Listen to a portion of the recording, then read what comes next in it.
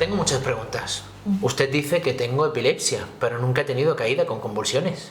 Eso es porque tiene otro tipo de crisis epilépticas. No todos los pacientes con epilepsia tienen crisis con convulsiones, que llamamos crisis generalizadas o bilaterales tónico-clónicas. Existen muchos tipos diferentes de crisis que pertenecen a diferentes tipos de epilepsia. Usted ha dicho que yo tengo epilepsia, pero nunca he tenido caída con convulsiones. Usted tiene crisis focales. Esa sensación que nota que le sube del estómago a la cabeza se llama aura. Un aura es una crisis limitada a una parte de la corteza cerebral que produce síntomas subjetivos. Es decir, usted nota la sensación, pero los demás no se dan cuenta de que está teniendo una crisis. Entiendo. Entonces, ¿esto ya es una crisis? Sí, pertenece al grupo de las crisis focales, que son crisis que producen síntomas en la zona que se está activando por la actividad neuronal descontrolada. Los síntomas que se notan o se ven dependen del tipo de la corteza que se esté activando.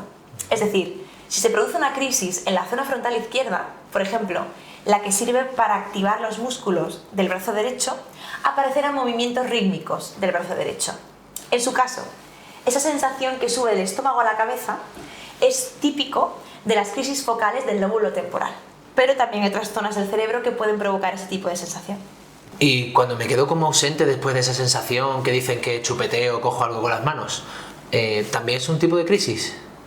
También son crisis focales, pero se extienden lo suficiente como para afectar a la conciencia. Síntomas como el chupeteo, masticar o mover una o ambas manos son automatismos que aparecen en las crisis del lóbulo temporal. Aunque usted se queda ausente, es decir, pierde la conciencia durante estas crisis más largas, no se llaman ausencias, sino crisis focales con afectación de la conciencia. Las crisis de ausencia son crisis generalizadas que afectan a los dos lados del cerebro desde el inicio de la crisis y pertenece a las epilepsias generalizadas. Si tuviera una crisis generalizada con convulsiones, ¿tendría una epilepsia generalizada? No necesariamente, porque las crisis focales también pueden producir este tipo de crisis cuando se extienden a los dos hemisferios del cerebro. Usted tiene una epilepsia focal porque su crisis siempre empieza en un punto determinado, el foco epiléptico. Y de hecho, eso es lo que nos confirma el electroencefalograma. Mire aquí, se ven unas ondas que llamamos anomalías epileptiformes y que refleja la tendencia de esa zona cerebral para producir crisis epilépticas. En su caso, sabemos que esta alteración en el circuito neuronal se debe a la lesión que encontramos en la resonancia magnética. Aunque esa alteración es benigna y lleva allí mucho tiempo, con los años ha hecho cambios en las conexiones entre las neuronas que hacen que se activen muchas a la vez y produzcan este tipo de crisis. Ajá, entiendo.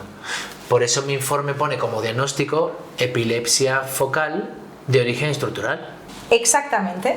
Sin embargo, también hay muchos pacientes con epilepsia focal que tienen una resonancia magnética normal y se desconoce la causa concreta de su epilepsia.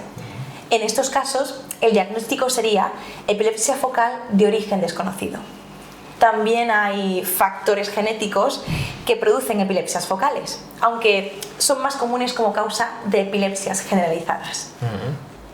Pues entonces, ¿una epilepsia generalizada es una epilepsia con crisis generalizadas y eso solo se sabe por los síntomas de los pacientes?